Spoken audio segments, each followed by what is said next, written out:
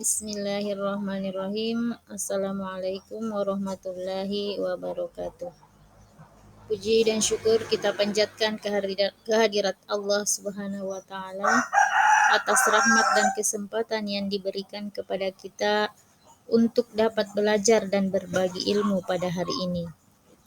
Pada kesempatan kali ini kita akan membahas materi sejarah kebudayaan Islam tentang Khulafaur Rasyidin, yang mana kita akan mengetahui biografi dan prestasi Khulafaur Rasyidin. Latar belakang munculnya Khulafaur Rasyidin.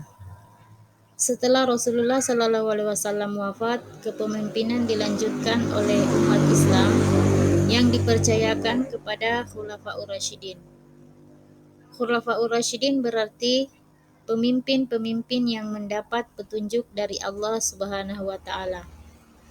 Khulafaur Rasyidin terdiri dari Abu Bakar As-Siddiq, Umar bin Khattab, Utsman bin Affan, dan Ali bin Abi Thalib. Para Khulafaur Rasyidin memimpin dengan demokratis, karismatik, adil, arif, dan bijaksana. Segala keputusan khalifah diambil dari hasil musyawarah. Banyak jasa, kebaikan, dan prestasi yang diraih selama mereka menjabat.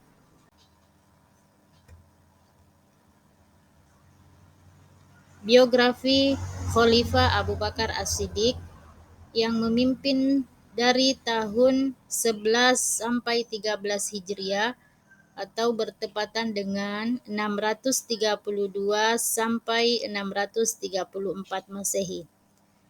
Kaum muslimin mengalami guncangan dan permasalahan setelah Nabi Muhammad SAW wafat.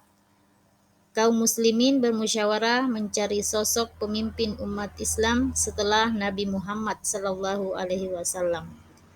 Abu Bakar As-Siddiq terpilih sebagai khalifah menggantikan Rasulullah SAW. Prestasi Khalifah Abu Bakar As-Siddiq.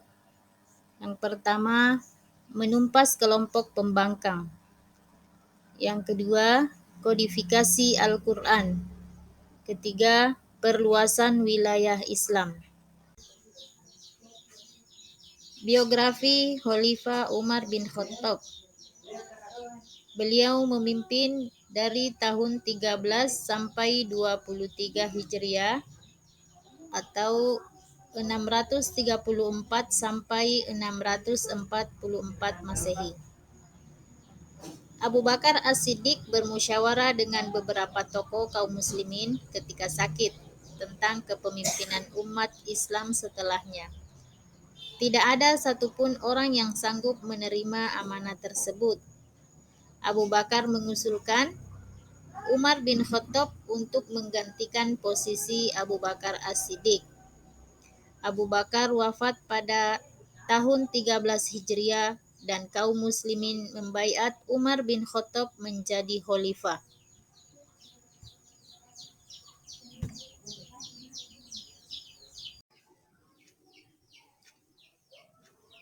Adapun prestasi Khalifah Umar bin Khattab, yang pertama, perluasan wilayah dakwah Islam. Yang kedua, mengatur administrasi dan keuangan pemerintahan. Yang ketiga, menetapkan kalender Hijriah. Yang keempat, Dewan Pemilihan Khalifah.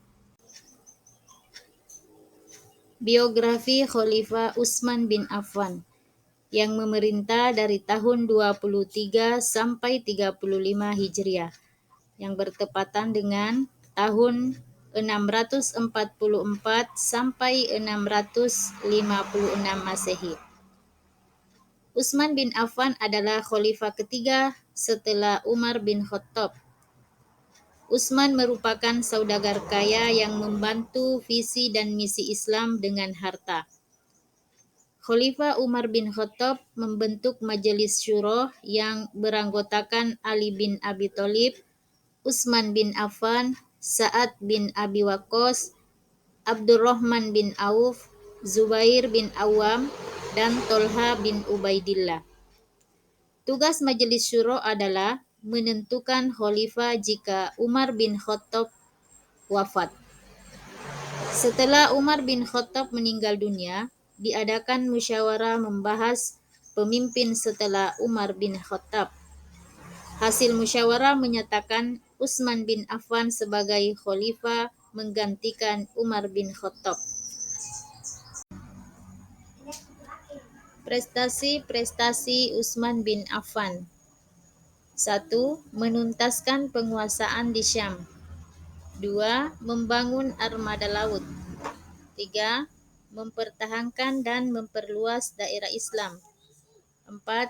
Menyempurnakan kodifikasi Al-Quran dan menyatukan perbedaan dalam pelafalan bacaan Al-Quran.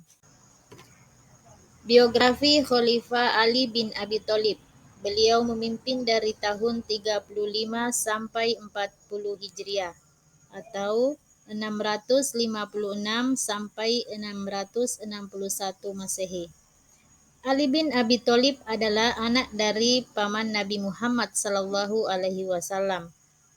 Setelah Utsman bin Affan meninggal dunia, para tokoh kaum muslimin bermusyawarah dan tidak menemukan orang yang layak menjadi khalifah selain Ali bin Abi Thalib.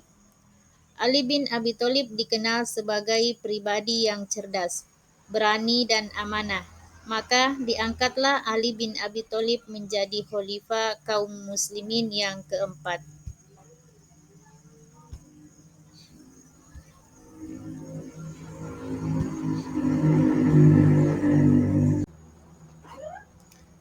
Prestasi-prestasi Ali bin Abi Thalib. 1. Mengganti pejabat yang kurang cakap. 2. Membenahi keuangan negara atau Baitul Mal. 3. Memajukan ilmu nahwu. 4. Pembangunan kota Kufah. Meneladani gaya kepemimpinan Khulafaur Rasyidin. Demokratis, dermawan, hidup sederhana, berani membela kebenaran, dan tidak haus jabatan merupakan gaya kepemimpinan Khulafaur Rasyidin. Memiliki tanggung jawab yang tinggi dalam penyebaran dan membela agama Allah. Memiliki kesetiaan dan kecintaan terhadap Rasulullah SAW dan ajarannya. Mendahulukan kepentingan agama dan rakyat. Memiliki sikap berani dan tegas dalam membela kebenaran.